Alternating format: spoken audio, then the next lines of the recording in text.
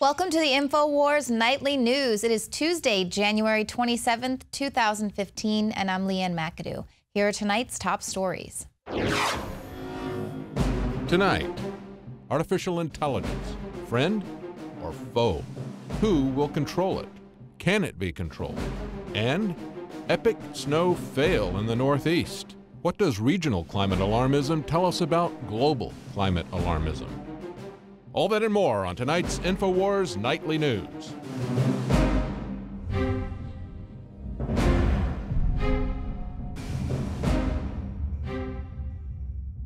Well, this was breaking on NoWorldOrder.com today. The UK government has announced plans to remotely control vehicles. Now, this is the UK government's plan was released in a report. They're going to be using Wi-Fi technology on roads in order to reduce traffic and, of course, offset global warming. Now, this report was released by Ofcom. It's a government-controlled body which regulates communications in the UK, and its blueprint says it could be realized in about 10 years, where cars would communicate with each other to reduce congestion. Now, the proposals are being billed by some media outlets as a means of solving traffic jams and taking the stress out of finding a parking space, while also serving to reduce greenhouse gases and offset global warming. However, buried deep in this report is this little detail. The state plans to achieve this new high-tech solution by fitting sensors in all cars that would wirelessly send information to a central traffic control system. And this control system would then react by imposing remote speed limits on each vehicle, having a shockwave effect which would cause each one to brake and accelerate in unison. So in other words, in the name of reducing traffic and, of course, helping the environment, the government can take control of your vehicle at any given moment. Of course, this is against your will, and they'll be able to have a perfectly formed database of tracking all of your location and where you're headed every single day. So this is just going to, of course, be more data that they are collecting on us. But it's trendy and it's super cool to have smart cars and smart homes, and it's being billed as the Internet of Things, as this wonderful thing. There's actually an artificial intelligence conference going on in Austin, Texas this week. People from all around the world are coming together to talk about what is the future of AI and what is humanity's place in that future, and what happens when the majority of jobs are being taken over by robots and humans are no longer needed for production. This was one of the big things that was happening there. And I asked one of the attendees at the conference, just kind of saying, well, what are we supposed to do in 2045 when all of the jobs are taken over? What are humans supposed to do? And he just kind of scoffed at me and said, it's going to be a lot sooner than that. So that's just 20, 30 years away that we're talking. People are going to be in a jobs crisis. You think there's a crisis right now? Well, this is something that is really weighing heavy on the mind of economists there. They're all asking the AI community, what are we going to do? And the truth is, nobody has a clue. Now, we're already kind of seeing this beginning to happen. This is a report that came out today, exclusive. Apple supplier Foxconn to shrink the workforce as sales growth stalls. Now, this is Taiwan's Foxconn Technology Group. They're the world's largest contract electronics manufacturer. They say they're going to cut its massive workforce as the Apple Inc. supplier faces declining revenue. This is, of course, amid rising wages in China. So we're hearing that as well here in America as well. The special assistant to the chairman and group spokesman, Louis Wu, did not specify a time frame or target for this reduction, but he noted that labor costs had more than doubled since 2010, when the company faced intense media scrutiny following a spate of worker suicides. And I know we reported on that workers were actually plunging to their deaths, worker suicides, they were being overworked. So here now, these people dare ask for a pay raise. And so, of course, they're going to be replaced by robots who don't complain. Wu points out that as technology improves, the price of technology is going to come down, and they're not going to pay higher wages. And he said automation will be key to keeping labor costs under control in the long term as the company pushes to have robotic arms complete the mundane tasks that are currently done by workers. But Wu noted that company chairman previously stated a goal of 1 million robots was kind of a generic concept rather than a firm target. So here we have companies that are openly talking about replacing their workers with robots, workers who they so clearly cared about because they were plunging to their deaths. But again, like I said, at this artificial intelligence conference, that's what all the discussions were about that day. That's what the panels were about. What is happening to human employment? What are we to do? The economists there, that's their #1 burning question because they've looked at all the models and it just doesn't work to have a lot of humans walking around with machines taking care of all the labor. That's, for whatever reason, that's not sustainable to them. You know, God forbid humans are allowed to just write poetry and have a day at the beach. So that does not work. Why not? I don't know. But that's the scary thing, is that nobody knows what is going to happen in anywhere to the next 30 years, probably much sooner than that. What's going to happen with all of these humans kind of wandering around in this transition period? And of course, robots are not going to have any problem replacing you or possibly annihilating you if that's what they're programmed to do. Now, a lot of the folks that I spoke with yesterday, they were very concerned with this pending short-term crisis, but a lot less concerned with this spontaneous malevolence, the rise of the robots. Based on their technological know-how, they said they really don't think that's a likely scenario. But what frightens them are the evil humans that would be using this technology to do their evil bidding. And that was what this talk was really about, is raising the question of ethics. And I'm going to play a snippet of this interview coming up later with Dr. Stuart Russell. He is the author of Artificial Intelligence, but he's also a signer of an open letter that was signed by a lot of really important people in the AI community, a lot of people like Elon Musk.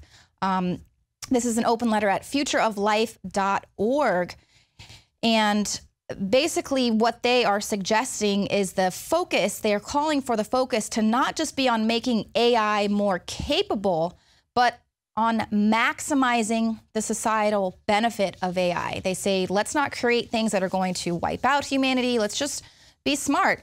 And so basically they suggest research priorities to optimize AI's economic impact so that it avoids destroying jobs in a way that will increase income inequality. It wants to determine how AI should handle ethical questions like those surrounding autonomous vehicle collisions. What are the laws? What are the liabilities with autonomous vehicles? And then, of course, how they can ensure human control over something like an autonomous weapon system and all other sorts of issues that are going to rise, of course, out of this emerging field. And you can actually sign on to that letter as well. It is at futureoflife.org. Like I said, Elon Musk is one of the signers of that, and he also donated about $10 million to research these ways to keep robots from murdering all of us. So here we have, you know, he's trying to build SpaceX and wants to get the internet in space, and AI is coming. They are going to build this new field, but at least we do have some very important people calling attention to the fact that, yes, we do need to maybe just consider the possibility that robots could, you know, kill us all. They say might seem impossible, but nothing is impossible, especially to scientists. But the good news is it doesn't exist yet. It's not checkmate. We see all of these sci-fi movies and we think that it's over and there's nowhere to go. It's not invented yet. We actually have an opportunity to play a role in this and to let our voices be heard and to let, you know, the good people that are working very hard behind the scenes to bring this technology, make sure that they steer it in the right direction. Now, I like to use the example of thinking about 100 years ago when all of our grandparents had the opportunity to say no to the IRS and the Federal Reserve, but they didn't. Maybe it's because they were just so beaten down and broke with everything that was going on in the economy then. Everyone was poor, and of course that was by design. So they were sold this idea that the IRS and the Federal Reserve and, you know, taxes and everything was going to help them and save them. And of course that altered the course of history. And that's exactly where we are today. We are at the precipice of a decision that could completely alter the course of humanity. So we need to stay vigilant, and we need to stay aware and awake and conscious of what is happening. Now, it's not checkmate for the surveillance state either. The Electronic Frontier Foundation has released their master plan for helping to end global mass surveillance. They actually give you some solutions and kind of a game plan on how to get a hold of those who do have a nefarious agenda with using the surveillance state. Some of the things they talk about are pressuring technology companies to harden their systems against NSA surveillance. And we've seen the power in numbers. We've seen how public pressure has been able to force companies like Heineken to take the caramel coloring out of their beer, or big success again with the Food Babe, able to force Subway to take the yoga mat foam out of their bread. So there's huge power in numbers in public pressure. So that's one big thing that we need to do. There's a ton of companies that would be really upset if they lost billions of customers. But of course, they talk about creating a global movement that encourages user-side encryption, making secure communication tools easier to use. I personally have no idea how to keep myself secure online. I'm learning. But they also want to reform Executive Order 12333. No one really ever talks about that, but this is the primary authority that the NSA uses to engage in the surveillance of people outside of the United States. So the Electronic Frontier Foundation has already started working on that first phase of reform. There are several other steps that you can take as well. Please click on the link that will be provided at the YouTube video. But this is all a call to action. We've got to be a part of this. We can't be sheep and lemmings and just let all of this get out of hand. Surveillance is here. AI is coming. And, you know, it's not all bad. This is human ingenuity. We created this. It's not that those guys are any better than the rest of us. Half of them are kids. I mean, they're just kids at this technology conference. So it's almost a blessing to see what humans are capable of doing. Check this out. They basically built the Star Trek teleporter with a 3D printer. Now, this is a device, it's dubbed Scotty, and it digitizes an object in one place, destroys it in the process, and then it rebuilds it in a whole other location. Scotty will scan an object layer by layer and send its encrypted digital blueprint to a 3D printer for it to be reassembled. And users merely have to place an object into the device, select a recipient, and then press the relocate button, and the object will be sent to a new location to be reconstructed. Now, so far, Scotty can only teleport one type of material, which is plastic, so we're a long way off from beaming ourselves to other planets. But what? Humans did that. That is how amazing, how amazing the capability of human ingenuity is. That's why we can't stop ourselves from learning about this technology. We shouldn't fear it, but we just need to make sure that is for the benefit of humanity. AI has a future. The question is, do we? So speaking about dispelling the myth of this AI explosion and robots are going to, destroy humanity, and that's kind of a way that media and science fiction can sell their product. Mm-hmm. But we do have people like Stephen Hawking or Elon Musk saying that, there is a reason for concern, and Elon Musk donates a lot of money to this research where they're going to put forth this effort to make sure AI doesn't get ahead of us. Is there a reason to be concerned, and what can we do about it? So there is a reason to be concerned in the long term, because the direction that AI has been going, and not just AI, control theory, operations research, or other disciplines aimed at exactly the same thing, which is producing the capability for making high-quality decisions. That's all it needs. Mm-hmm. And if you have a system that can make very high-quality decisions, which means it takes into account much more information than a human could do, it's able to look further in the future than a human could do. The third part of the triangle, so to speak, is what's the objective? So it's using lots of information, it's looking far ahead into the future, that's great. What's the objective that it's trying to achieve? If that objective is not perfectly aligned with the values of us humans, then that creates the possibility for bad things to happen. That, in some sense, is the definition of conflict. And getting into a conflict with systems that are more capable than we are doesn't sound like a good idea. So the solution seems to be that we have to make sure the values of the machine are aligned with the values of the human race. So one way to get that to happen is for the machine to observe what humans do. Not only what we do, but what is our attitude to what we do and what other people do. So if someone gets put in jail, we learn that that was an act contrary to human values.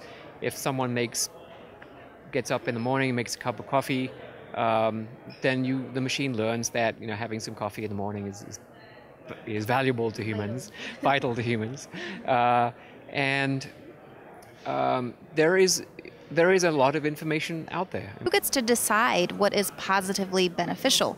Is it going to be some government agency or some bureaucracy? Who gets to decide? Because, for instance, if you take autonomous drones, well, what the human would want them to do is be really accurate and have precision, so that it'll strike its target. But maybe the person on the receiving end of that drone strike, that's not going to be beneficial to them. And we know sometimes war is waged for the wrong reasons, and people decide for the wrong reasons that they want this machine to do their bidding, basically. So, I mean, that's not really something that people can even backtrack. That technology is already there. But so who kind of gets to decide what's beneficial? And is there any way to control some of the systems that are already growing? So that's a great question. I think the issue of autonomous weapons is a very immediate one, and in some ways much more immediate than the kinds of things we've just been talking about. And my own view is that it's a mistake to think just about replacing current functions that are done by humans with machines. So right now we have drones, but the targeting decisions are made by a human who is getting the remote video feed from the drone, and the human identifies the target, and the human pulls the trigger. And so people are talking about, is it acceptable to replace that particular function with a computer program?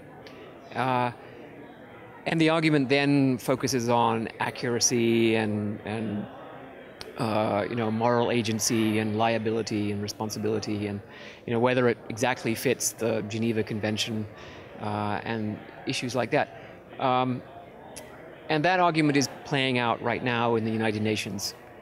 So it will get resolved one way or the other, and that's the right place. I think the collection of nations of the world need to decide on what kinds of military capabilities are actually allowable.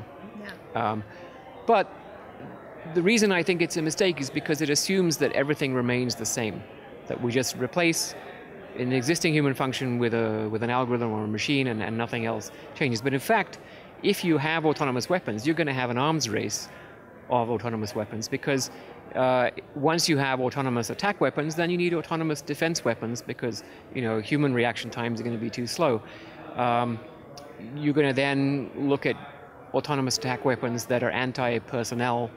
For example, clouds of miniaturized flying robots against which it's impossible to defend. And you could imagine getting to a situation where the life expectancy of a human soldier would be 10 seconds on the battlefield, and life expectancy of a civilian, if a government used those weapons against its own population, would be 2 seconds. And you could wipe out every inhabitant of a city in a few minutes for a few $1 million.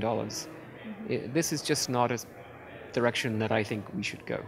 No. We've made decisions about biological weapons, for example, in the past, that this is not a direction we should go, and we've stopped. And my view is that the arms race that would ensue if we do go ahead with autonomous weapons would be disastrous.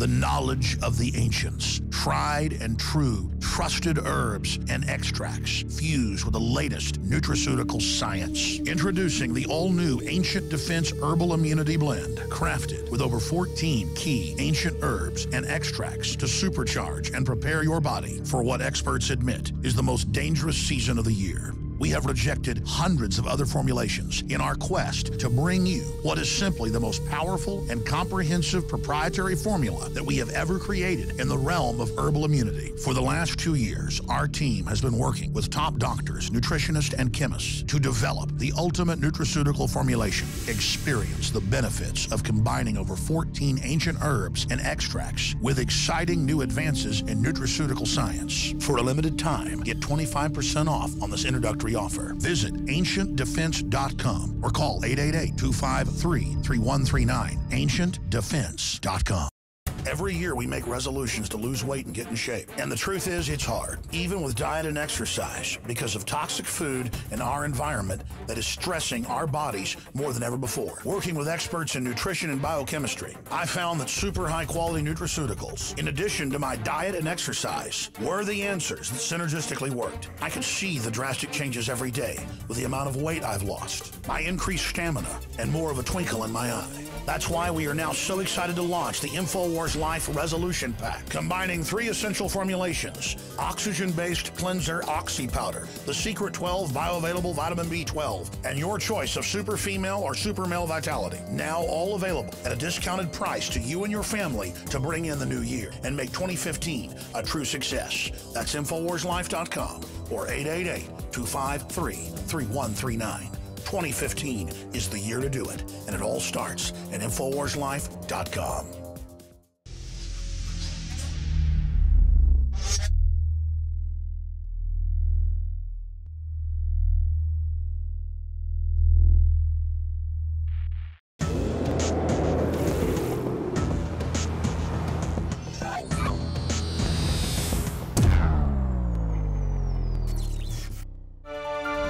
Well, we know that the CIA has been controlling corporate media for decades. That came out in the 70s when those revelations came out during the Church Committee. But now Dr. Udlo Ulfkot, he's the editor of a Frankfurt paper. He says that the CIA routinely plants stories in the establishment media, and this includes stories that are not only untrue, but they've resulted in the death of thousands of people. And he points out some examples of stories that he was ordered to plant in his newspaper over the years, including a story that Libyan President Muammar Gaddafi was building poison gas factories in 2011. There was a bogus chemical weapons stories that were appearing in the media prior to the invasion of Libya. Of course, that ultimately resulted in the death of 30,000 people. And similar fake stories were also used as war propaganda in the lead up to the invasion of Iraq.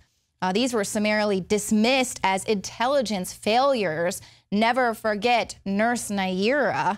But look at this double standard. On Monday, a former CIA employee, Jeffrey Sterling, was convicted of giving classified information to a New York Times reporter. The leak concerned an effort by the CIA to sabotage plans for an Iranian nuclear reactor. Now, the Attorney General, Eric Holder, said that the disclosures place lives at risk, and get this, he said that they constituted an egregious breach of the public trust by someone who had sworn to uphold it. Oh, the irony. It's maddening there. They say the very things that they are guilty of. But of course, no such criticism was directed at the CIA, which has controlled the corporate media for decades, constantly filling them with the information that they want them to report. And now it's not just the federal government, but it's trickling down to the state level. I've been to several press conferences, and oftentimes they will tell you what they want you to hear, not so much what you want to know. This could be as simple as just handing you a press release, these are the only topics that we want to talk about, or a politician abruptly leaving the stage after their speech has concluded. So I'm very curious why a governor in Indiana feels the need for his own media outlet. It could be very benign subject matter, such as maybe talking about the Hoosiers, pictures of his family and friends hanging out with the constituents at barbecues and so forth. But is it unethical for somebody to use taxpayer funds to promote themselves in a positive light? Governor Mike Pence is starting a state-run, taxpayer-funded news outlet that will make pre-written news stories available to Indiana media, as well as sometimes break news about his administration, according to documents obtained by the Indianapolis Star. The news service has 2 dedicated employees whose combined salary is nearly $100,000, according to a search of the state employees' salary data. Another journalist put it this way: Mike Pence's horrible idea. In recent months, the administration has hired staff, including a former journalist. They have written test stories and quietly worked toward the launch date. And this is Just In News Media. This is the organization that wants to launch the news outlet, and I do believe it's going to start up pretty soon. And for all the previously mentioned reasons, yes, this does concern me, but it's not just in Indiana. We see via the FCC, the government is controlling a lot of what you see on mainstream television. In 2014, the FCC commissioner lifted a lid on a shocking White House proposal that would put researchers in the newsroom with reporters, editors, and station owners to find out how they decided which stories to run with. It's very shocking indeed, and yes, I do believe that will lead to media censorship, people being intimidated by constantly having somebody looking over their shoulder. And let us not forget that the CIA will now openly propagandize Americans. That's an article from 2013 by Kurt Nimmo. And we'll end tonight with this. The government has promised to stop lying because of sites like the Drudge Report. And to anybody skeptical that the government would ever lie or purposely withhold information, take a look at this clip from the Department of Defense. You can find more reports on NoWorldOrder.com. Looking to the broader military community, all leaders must understand the role of the press and the importance of working with the media. And we cannot hide our bad news stories. Bad news gets out one way or the other, and we must come to terms with telling the bad stories as well as the good. When bad things happen, the American people should hear it from us, not as a scoop on the Drudge Report. Unlike many fine red wines, bad news does not get better with age.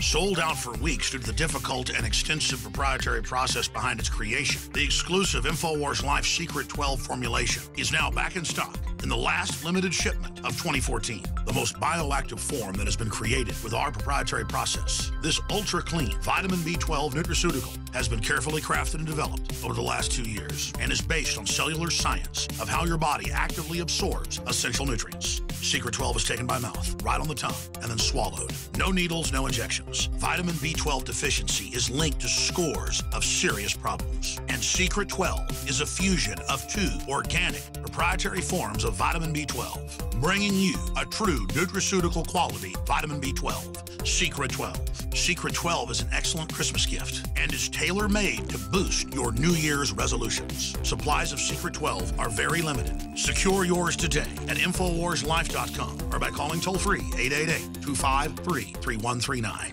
2015 is almost here, and with it comes those New Year's resolutions to finally transform your body the way you want it. There's a reason over 88% of New Year's resolutions fail. Make this year different by equipping yourself with Oxy Powder, the next level in cleansing the body naturally. Using super oxygenation, Oxy Powder, available through InfoWarsLife.com, gently cleanses the body while you sleep with easy capsules. Tens of thousands of individuals have used Oxy Powder to cleanse their bodies and aid in their transformations. Even InfoWars Nightly News Director Rob Dew has been using Oxy Powder with incredible success. Took it that first day, and then I took it for 6 more days after that. 12 pounds melted off in about a week. I'd say a week, 7 days. 2015 can be different. Diet and exercise are important, but a lot of us have already tried that. Oxy Powder flushes it out. Secure your Oxy Powder at InfoWarsLife.com. That's InfoWarsLife.com or 888-253-3139.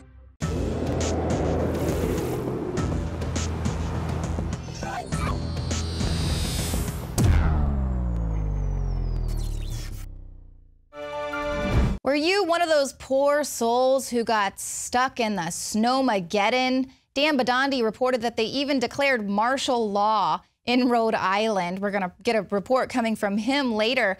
But it was the snowpocalypse that never was. It never happened. Forecasters failed on the blizzard. Meteorologists were forced to apologize for exaggerating this snowmageddon, their snowmageddon predictions.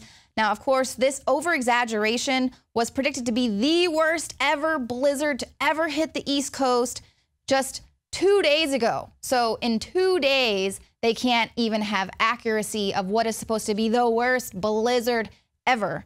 Now, it was a complete dud. However, we are expected to believe 100-year-old climate models that purport to show that the Earth is going to be decimated by global warming when they can't even predict snowpocalypse 2 days earlier. We are facing most likely one of the largest snowstorms in the history of this city. As much as 2 feet of snow, potentially pushing on closer to 3 feet of snow. Well, it looks like the epic snowstorm of the Northeast has turned into an epic fail for weather predictions. Yesterday, we had more than 7,700 flights in and out of the Northeast canceled.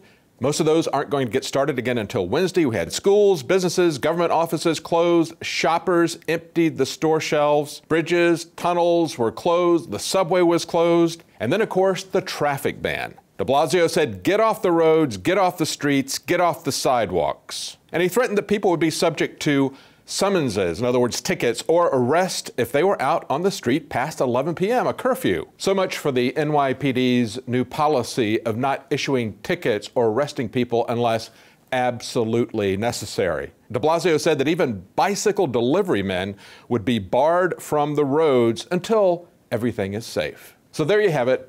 The Northeast shut down due to a failed climate prediction. Hold that thought. It was just a year ago that we went to the American Meteorological Society's meeting here in Austin. There we saw scientists who were actually doing science. They would create models that would try to predict the weather, then they would measure that against the realities and try to adjust their models. That's the way real science is done. Climate change, however, uses models that extend over decades or centuries. There's very little experiential feedback into that model that allows you to know if you've got something that's real or not.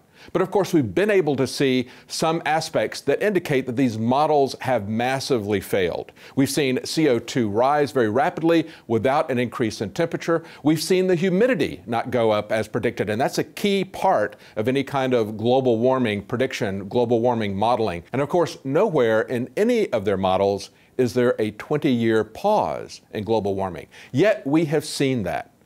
We're supposed to rely on these predictions because they're coming from people of authority. We're not supposed to be skeptical about the weather reports 100 years from now. Other models don't work. We should not shut down the entire globe based on a model that cannot be verified, and what we have seen of it in the short term indicates that it is not working. Global warming, climate change, as they're now trying to call it, is nothing but a massive transfer of power and wealth to a few elites and to the government. For InfoWars Nightly News, I'm David Knight. That's it for the show tonight. If you're watching us on YouTube, hit the subscribe button, become a subscriber to the Alex Jones YouTube channel, and then head over to prisonplanet.tv. There, if you become a subscriber, you will get instant access to over 18 years worth of content that you will not find on YouTube. And you can share your username and password with up to 20 people at the same time. And of course, you're helping us out here at InfoWars. Thanks for tuning in tonight, and we'll see you here tomorrow, 7 p.m. Central.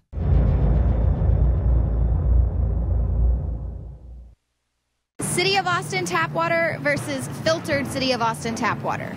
I can taste dirt in it. God knows what's in this. This has an aftertaste. Tastes like Austin water?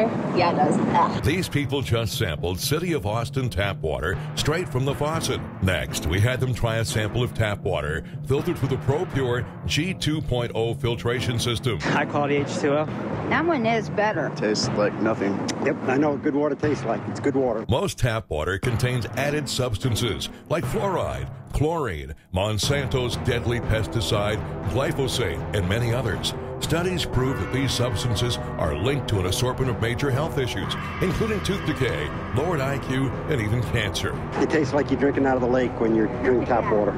Yeah, it has that processed flavor to it. The Pro Pure G2.0 filtration system removes these deadly substances and many more, leaving only fresh-tasting, deliciously clean water. Okay, this is very tasty. It's good water. Refreshing. It's good. Go to InfoWarsStore.com today. Use promo code WATER and save 10% off your Pro Pure purchase. Again, that's InfoWarsStore.com or call 1-888-253-3139. You are watching the InfoWars Nightly News, which airs 7 p.m. Central at InfoWarsNews.com. And your support is helping us defend liberty worldwide.